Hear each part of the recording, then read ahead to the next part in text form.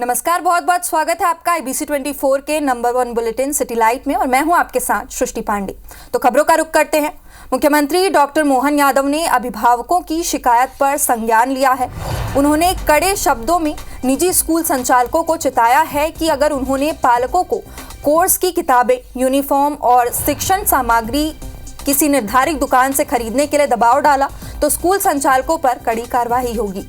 मुख्यमंत्री डॉक्टर मोहन यादव ने इस संबंध में आदेश जारी करने के लिए मुख्य सचिव को निर्देश दिए हैं। वहीं स्कूल शिक्षा विभाग ने जिला कलेक्टरों को पत्र जारी किया है, जिसमें कहा गया है कि कलेक्टर इस आदेश का पालन सख्ती से करवाएं। इस आदेश की अवहेलना होने वाले स्कूलों पर मध्य प्रदेश निजी विद्यालय फीस अधिनियम के तहत कार्रवाई की जाएगी, जिसमें 2 लाख तक जुर्माना हो सकता है।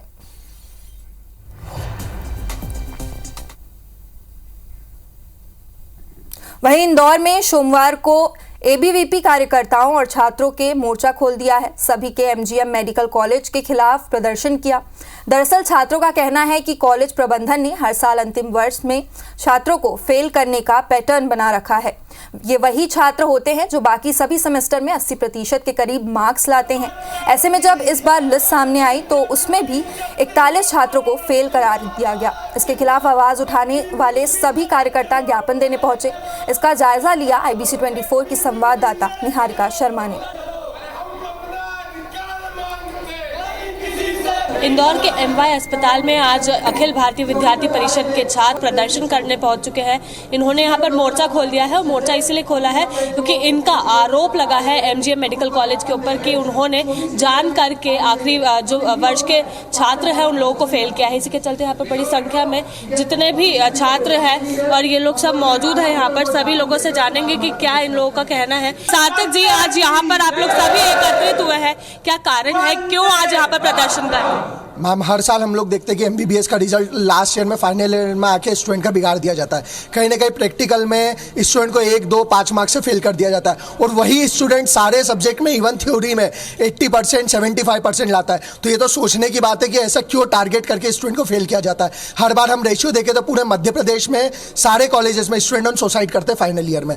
तो समझ ये नहीं आती कि जब वही स्टूडेंट थ्योरी में अच्छे मार्क्स ला रहा है, दूसरे सारे सब्जेक्ट में 75, 60+ मार्क्स ला रहा है, तो फिर एक सब्जेक्ट में प्रैक्टिकल में वो फेल कैसे हो सकता है, वो भी 1, 2, 3 नंबर के मार्क्स पर। इस बार कितने छात्र फेल हुए हैं और कितनों के खिलाफ आप लोग प्रदर्शन कर रहे हैं? अभी ऐसे जो MGM निकला है 1924 की बेस, उसमें 41 स्टूडेंट ऐसे जिसको 1, 2, 5 नंबर के बेसिस पे फेल कर दिया गया है, वो भी प्रैक्टिकल में, और वही सभी स्टूडेंट के थ्योरी में मार्क्स 70+ है। इन लोगों को जानबूझकर फेल किया गया है, ऐसे कि ABVP के कार्यकर्ताओं का ऐसा कहना है, ऐसा आरोप लग रहा है, जिसके चलते आज ज्ञापन सौंपकर जो भी उचित कार्रवाई है इस मामले में उसकी मांग यहां पर ये लोग करने पहुंचे हैं। कैमरामैन संतोष जटवन के साथ निहारिका शर्मा, IBC 24 इंदौर।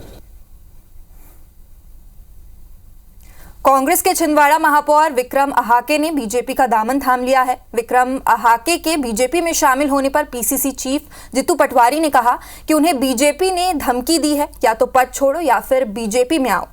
जितू पटवारी ने कहा कि बीजेपी ने ये कहलवाया है कि अविश्वास प्रस्ताव लाकर तुम्हें पद से हटा दिया जाएगा, लिहाजा इसी डर से विक्रम अहाके बीजेपी में गए हैं। उधर जितू पटवारी ने यह भी दावा किया है कि मेरे अध्यक्ष रहते अब बीजेपी में जाने वाला कोई भी शख्स कांग्रेस में वापस नहीं आएगा।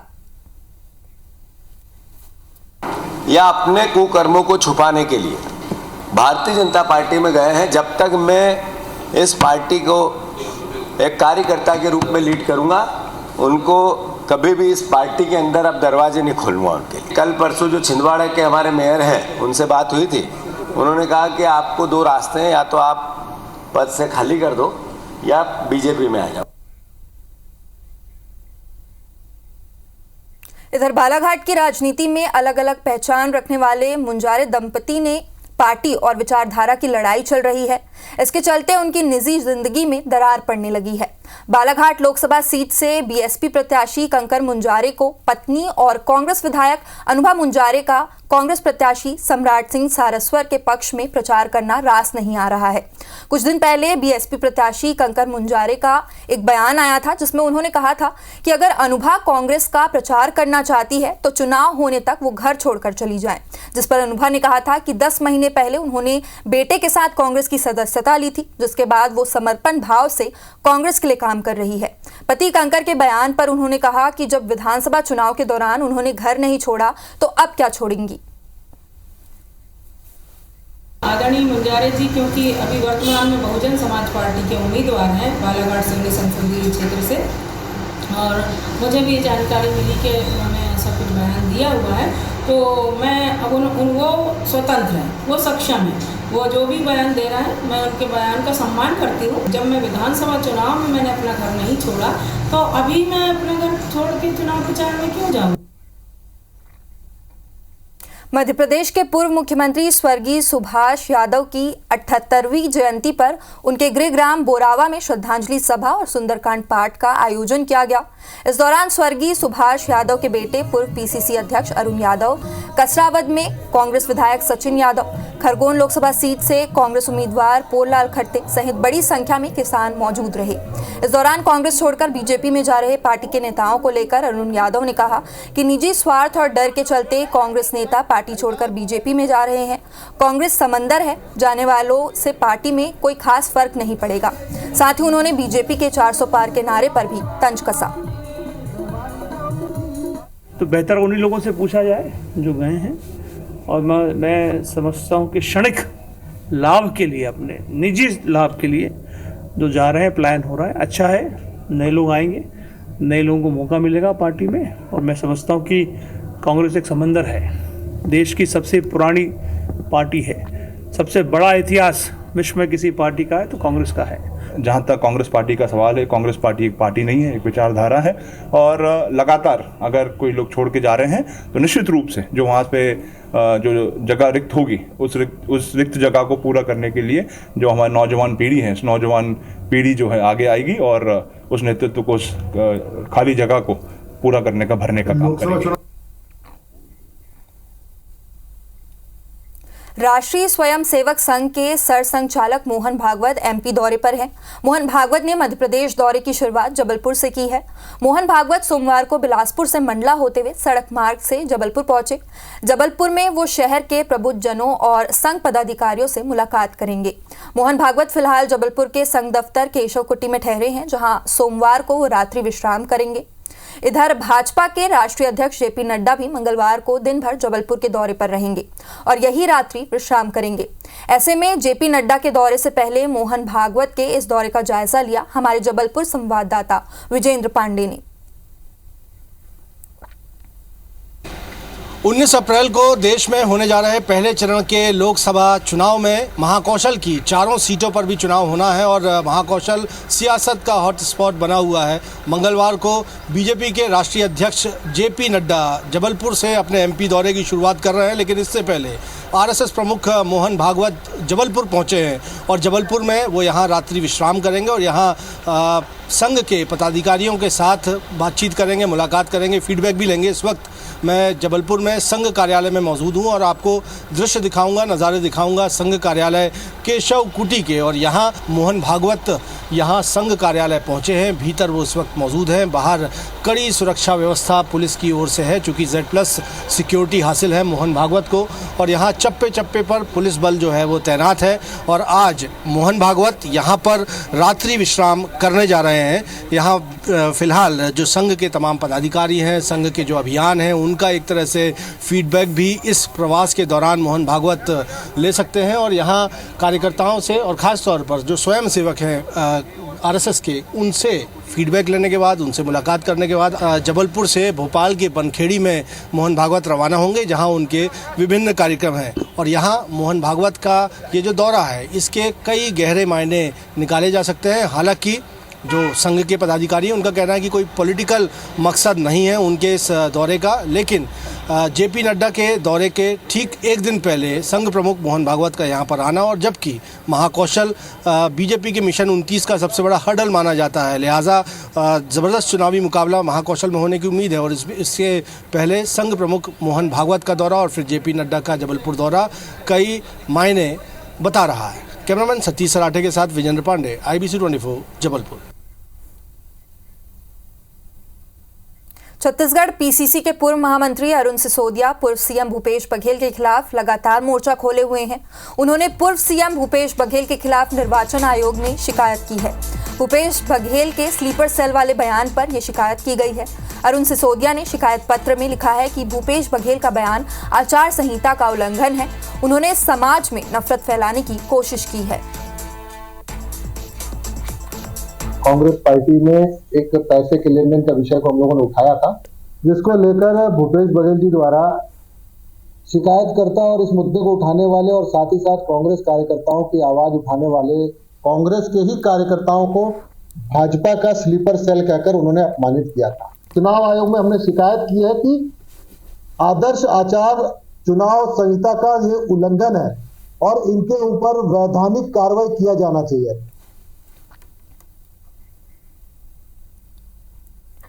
क्रेडा के पूर्व सदस्य विजय साहू ने अपने समर्थकों के साथ बीजेपी का दामन थाम लिया है। भिलाई के हाउसिंग बोर्ड में आयोजित हुए भाजपा प्रवेश उत्सव कार्यक्रम में विजय साहू ने बीजेपी की सदस्यता ली। सांसद विजय बघेल और बीजेपी जिला अध्यक्ष महेश वर्मा ने पार्टी का गमछा पहनाकर उनका स्वागत किया। इस दौरान विजय साहू ने कहा कि अब उन्हें ऐसा लग रहा है कि वह खुलकर सांस ले रहे हैं और सबसे ज्यादा वे इस बात से खुश हैं कि अब उन्हें जय श्री राम बोलने के लिए मना नहीं करना पड़ेगा।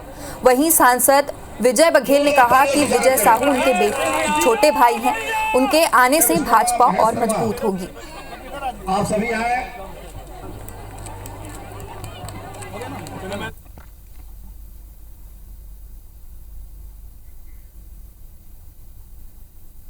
भाजपा लोकसभा चुनाव में जीत को बरकरार रखने के लिए पूरी तरह इलेक्शन मोड पर आ गई है।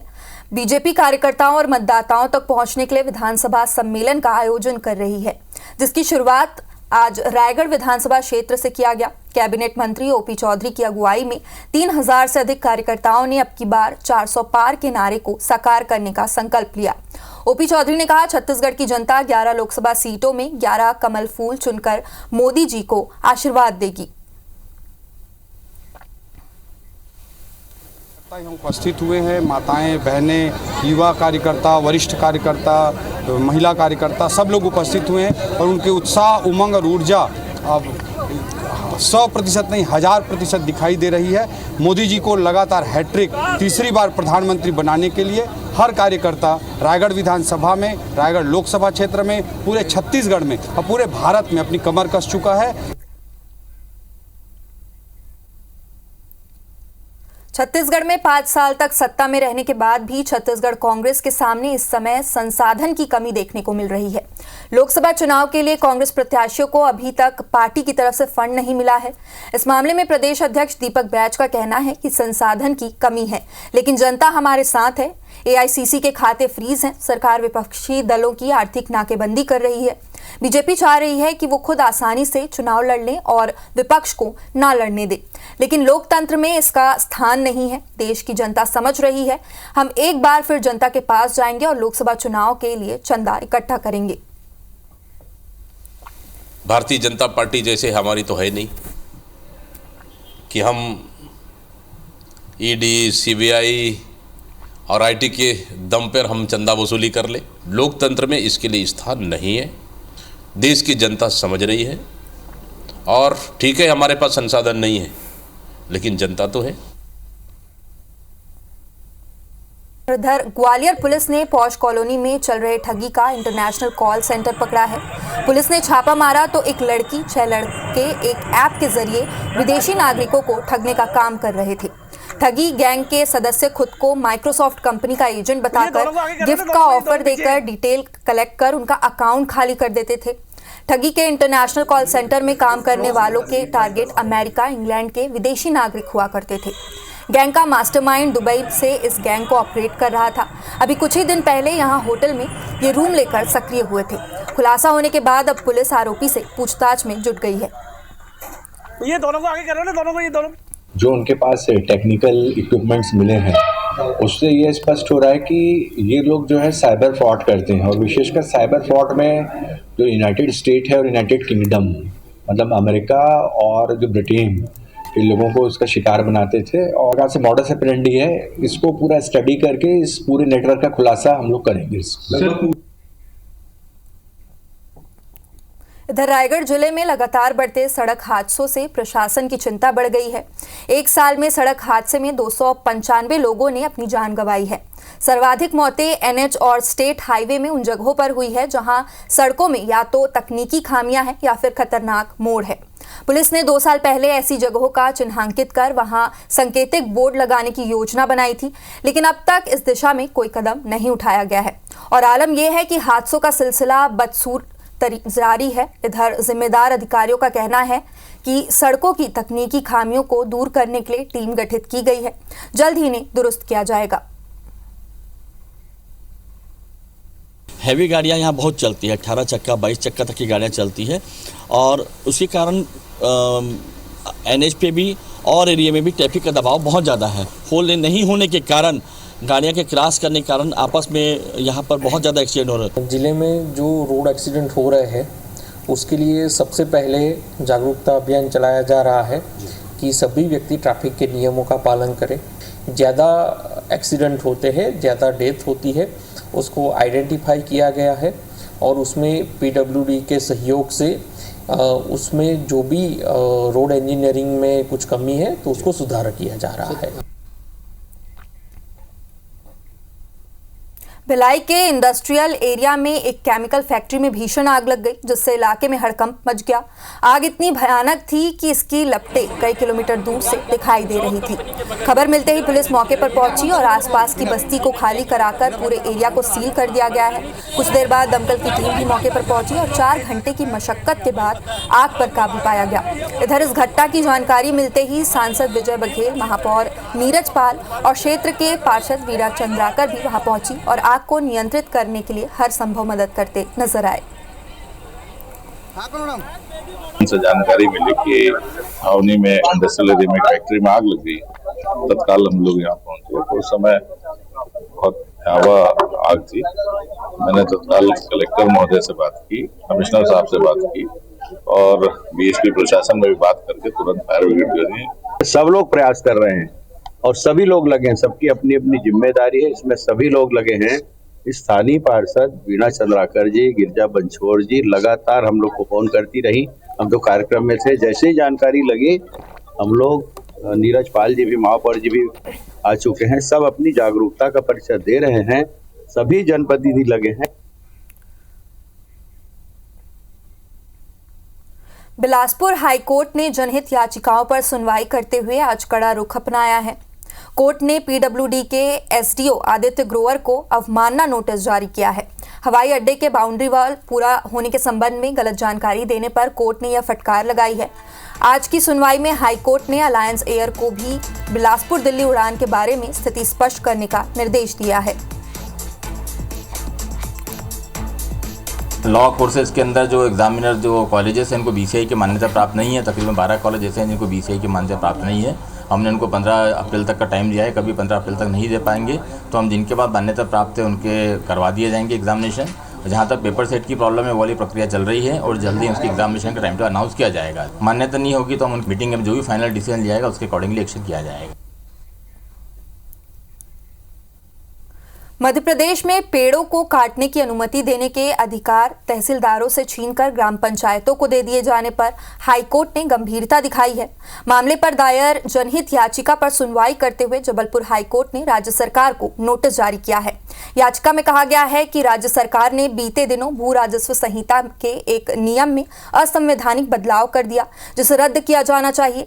पहले पेड़ काटने की अनुमति तहसीलदार स्तर के अधिकारी द्वारा दी जाती थी, लेकिन बदलाव के बाद ग्राम पंचायतों को पेड़ काटने की अनुमति देने के लिए स्वतंत्र कर दिया गया।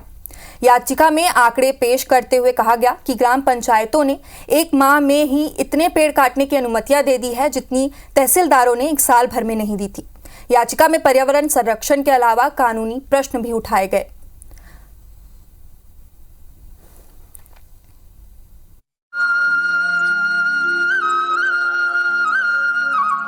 मध्य प्रदेश के महू, पातालपानी और कालाकुंड क्षेत्र की प्राकृतिक खूबसूरती देखने के लिए एकमात्र हेरिटेज ट्रेन पातालपानी से कालाकुंड के बीच चलती है।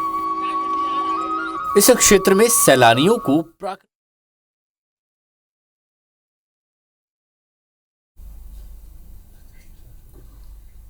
धार के भोजशाला में सर्वेक्षण का काम तेजी से चल रहा है। सर्वे का सोमवार को 11वां दिन रहा।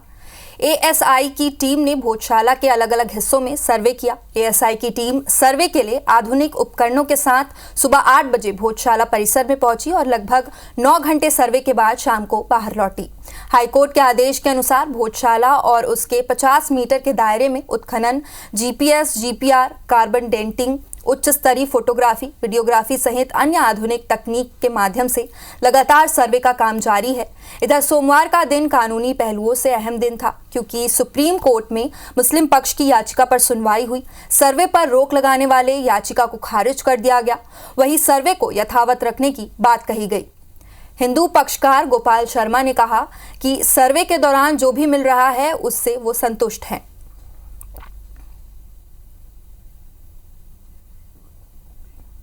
भोजशाला में जो वैज्ञानिक सर्वेक्षण का कार्य एएसआई द्वारा किया जा रहा है, इस पर किसी प्रकार की कोई रोक नहीं लगाई जाएगी। सर्वेक्षण जारी रहेगा। सुप्रीम कोर्ट ने भोजशाला वाले मामले में एएसआई सर्वे पर रोक लगाने से मना कर दिया अभी, और कोर्ट ने हिंदू पक्ष को नोटिस जारी किया है। तो 4 हफ्ते के अंदर हम अपना जो भी काउंटर एफिडेविट है, जवाब है, वो कोर्ट के सामने फाइल करेंगे। कोई नोटिस जारी हुए हैं और क्योंकि 2 केविड भी पेंडिंग है सुप्रीम कोर्ट के समक्ष, तो वो सभी नोटिस के बाद वापस शुरुआत होगी।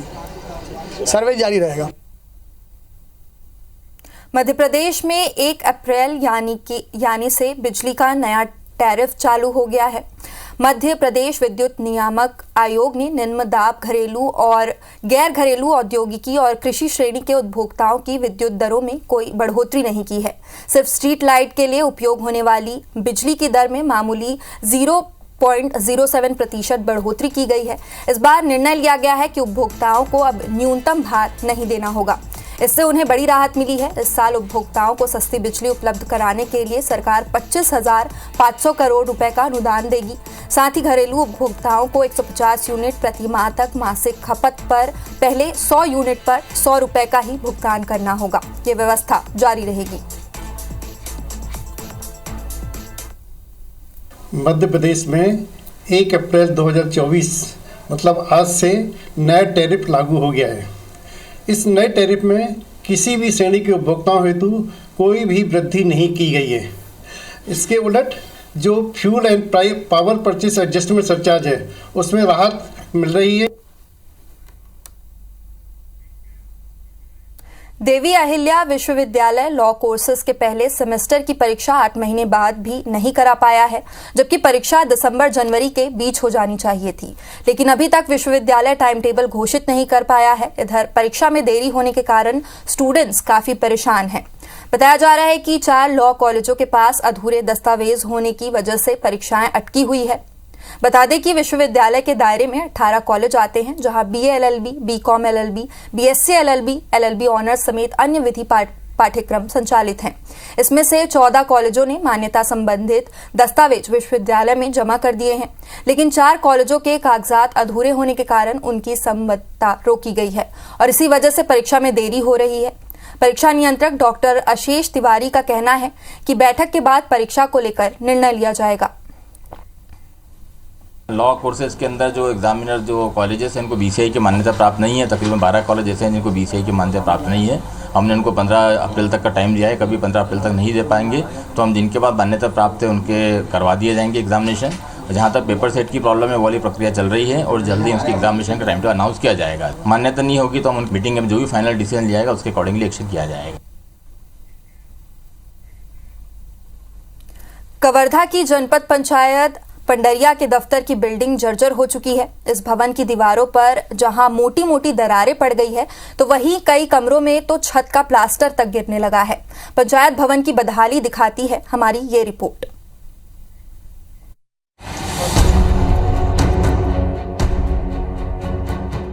दीवार की दरारें, खंडहर होने की कगार पर आ चुकी बिल्डिंग। ये तस्वीरें कवर्धा जिले की जनपद पंचायत पंडरिया के कार्यालय भवन की हैं। ये भवन विभाग के अफसरों की लापरवाही की कीमत चुकाते हुए बदहाली के आंसू रोने को मजबूर है। हालत कितनी बदतर है इसका अंदाजा आप इस बिल्डिंग को देखकर खुद लगा सकते हैं। कई कमरों की दीवारों पर मोटी मोटी दरारें पड़ चुकी हैं, तो कहीं छत का प्लास्टर उखड़कर नीचे गिरने लगा है। इस दफ्तर में तैनात कर्मचारी जान जोखिम में डालकर काम करने को मजबूर है। 3 साल से स्थिति इतनी जर्जर है, कई बार मैंने जिला पंचायत सीओ साहब, कलेक्टर साहब सबको अवगत कराया। डर में बैठता हूँ, दहशत में बैठता हूँ। जनपद का 50% स्थिति ऐसी है, 50% आधे से ज्यादा कट के भवन गिर रहा है। किसी भी समय भवन गिर सकता है और कोई भी कर्मचारी इसमें दब सकता है, जिससे मुझे भी बहुत डर है। मैं दहशत में बैठा रहता हूँ। इस बिल्डिंग का निर्माण साल 2005 में हुआ था। 19 साल के दौरान इसकी मरम्मत नहीं हुई, जिसका असर ये हुआ कि महज 19 साल में ही ये भवन कमजोर पड़ते हुए जर्जर हालत में आ गया। 3 बार बिल्डिंग की मरम्मत का प्रस्ताव लाया जा चुका है, लेकिन बिल्डिंग की मरम्मत अब तक नहीं हुई। इसे लेकर जब हमने जिले के कलेक्टर से सवाल किया तो उनका क्या कहना था, ये आप खुद ही सुन लीजिए। एक मीटिंग में मैं गया था तो उनको निर्देशित भी किया था कि जहाँ पर सुरक्षित हो वहाँ पर बैठा जाए। और अभी चूँकि एनसीसी प्रभावशील है तो अभी प्रस्ताव स्वीकृति नहीं मिलेगी, लेकिन जब भी इलेक्शन के बाद इसमें कोशिश किया जाएगा कि शासन स्तर पर इसकी स्वीकृति प्राप्त हो, और चाहे रिपेयरिंग का स्वीकृति हो या नए भवन की, उसके लिए कोशिश की जाएगी। अब इंतजार लोकसभा चुनाव के नतीजे आने और आदर्श आचार संहिता के हटने का है, क्योंकि इसके हटने के बाद ही पता लग पाएगा कि कलेक्टर साहब के वादे के मुताबिक बिल्डिंग की हालत सुधरती है या नहीं। सूर्य प्रकाश चंद्रवंशी, IBC 24, कवर्धा। मध्य प्रदेश की पहली हेरिटेज ट्रेन पातालपानी कालाकुंड में बुकिंग कराना चाहते हैं तो पूरी संभावना है कि आपका टिकट वेटिंग में आए। ऐसी स्थिति पिछले कई दिनों से चल रही है, जबकि हकीकत ये है कि इस ट्रेन में चुनिंदा यात्री ही सफर कर रहे हैं। बुकिंग के इस पूरी स्थिति के पीछे एक बड़ा खेल चल रहा है ताकि इस ट्रेन का संचालन बंद ना हो। ऑनलाइन बुकिंग में डमी यात्रियों के नाम से बुकिंग होने की शंका है। ऐसे में रेलवे पूरे मामले की जांच कराने की तैयारी में है। देखिए ये पूरी रिपोर्ट।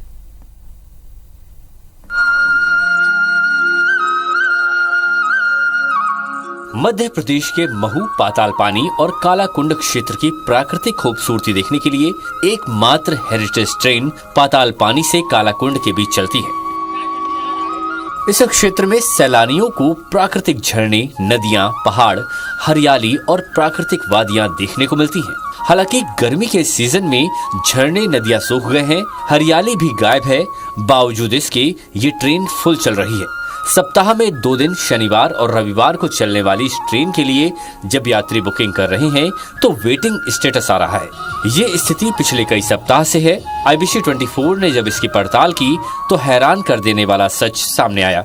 बुकिंग स्टेटस वेटिंग दिखाने के बावजूद ट्रेन में केवल इक्का दुक्का यात्री जा रहे हैं।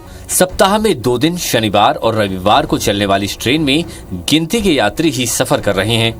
ऑनलाइन कोई टिकट बुक कर रहा है तो उसमें क्या है कि रेलवे को तो उसमें पूरा परफेक्टली जैसे सिस्टम में जो दिखाते हैं वही उसमें रहता है, क्योंकि ऑनलाइन होने के बाद में पूरी जो वेटिंग हो जाती है तो इसके बाद में हम लोग जो वेटिंग ही देनी पड़ती है।